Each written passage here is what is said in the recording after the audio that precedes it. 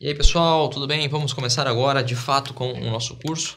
Nesse primeiro momento, tateando para entender como é que funciona o sistema interamericano em regra por cima. Nós vamos fazer um voo panorâmico. E esse voo panorâmico tem como ponto de partida a problemática pós-Segunda Guerra Mundial. Todo mundo sabe que durante a Segunda Guerra Mundial foram perpetradas verdadeiras barbáries, principalmente pelos países do eixo, Alemanha, Itália e Japão, o que levou o mundo após a guerra, há uma reflexão a respeito da necessidade de normas internacionais que garantissem o mínimo para as pessoas, independentemente da previsão normativa doméstica de cada país.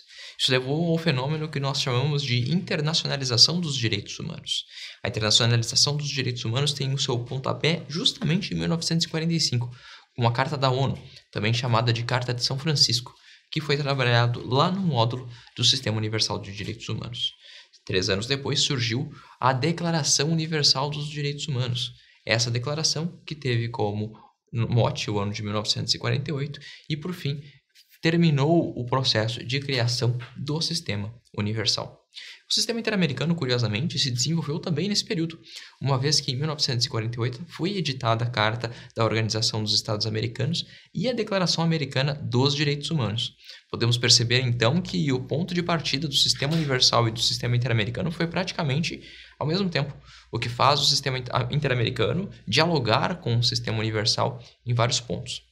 Há uma questão muito interessante. Observem que a estrutura de criação foi muito parecida dentro do sistema universal e dentro do sistema interamericano. Percebam, nós tivemos em 1945 a Carta da ONU, que criou a ONU. Em 1948 nós tivemos a Carta da OEA, que criou a Organização dos Estados Americanos. Em 1948 nós tivemos a Declaração Universal dos Direitos Humanos. E também em 1948 nós tivemos a Declaração Americana de Direitos Humanos. Há um claro paralelismo nessa criação, de maneira que as soluções e, como vocês verão, até mesmo os problemas são compartilhados. Esse paralelismo se sente não só na etapa de criação, mas também na etapa de desenvolvimento. Quando nós observamos a partir dos pactos de direitos civis e políticos e do pacto de direito econômico, social e cultural, ambos do sistema universal, conseguimos também fazer um comparativo em relação ao sistema interamericano. Logo, se o sistema universal tem 2 tratados que dão um pontapé para o desenvolvimento, para a normatividade, para dispositivos com vinculatividade jurídica, no sistema interamericano nós também temos esse processo, e também por meio de 2 tratados. Logo, o Pacto de São José da Costa Rica e o Protocolo Facultativo de São Salvador, de 1988. Portanto, temos uma seguinte correlação: Carta da OEA, Carta da ONU, Declaração Americana, Declaração Universal, Pactos de Direitos Civis, Políticos, Econômicos, Sociais e Culturais, Pacto de São José da Costa Rica e Protocolo de São Salvador. Essa é uma estrutura muito didática para que vocês consigam entender que os primeiros passos foram bastante semelhantes. Há, portanto, como se pode conceber, um paralelismo muito claro entre o sistema universal e o sistema interamericano. Esse paralelismo se manteve não só na etapa de criação e também na etapa inicial de desenvolvimento, mas também durante todo o processo. Até hoje, inclusive por meio de menções da Corte Interamericana, é possível você interpretar um tratado universal dentro do sistema interamericano. Isso porque eles dialogam entre si. Tratados do sistema universal, tratados que nós estudamos lá no módulo 1, aqui são perfeitamente aplicáveis, uma vez que o sistema é universal, logo se aplica a todos, inclusive dentro do sistema interamericano. É possível, inclusive, a interpretação conjunta de um tratado do sistema interamericano com um tratado do sistema regional, o que significa que os tratados que nós estudaremos aqui ao longo desse curso não se esgotarão em si mesmos.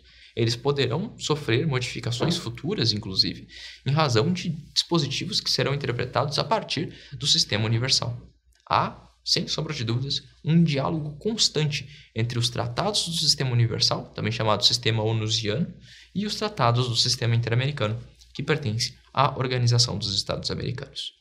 E como o Brasil se posiciona dentro desse processo? Bom, sabemos que o Brasil é um elemento fundamental dentro da América e, naturalmente, ele integra o sistema interamericano, assim como também integra o sistema universal. Mas é claro, as dimensões são diferentes, uma vez que cada sistema tem a sua peculiaridade. Também é preciso atenção com os tratados que são aprovados no Brasil em matéria de direitos humanos, uma vez que, em regra, eles têm status de norma supralegal e, excepcionalmente, pelo menos até o momento, excepcionalmente, eles terão status de emenda constitucional. Esse status de emenda constitucional foi reconhecido para 4 tratados até agora. E desses 4 tratados, somente um deles é do sistema interamericano. O tratado que nós falaremos é o tratado sobre todas as formas de discriminação. Este é o único tratado, como eu disse, que pertence ao sistema interamericano e tem status de emenda constitucional. Os outros tratados, que são o Tratado de Marrakech, o Protocolo Facultativo ao Tratado das Pessoas com Deficiência e o Tratado das Pessoas com Deficiência, esses 3, são do Sistema Universal. Perfeito, meus caros? Continua comigo, hein? Próximo encontro a gente vai falar sobre a Carta da OEA. Vai ser bem legal. Tchau, tchau.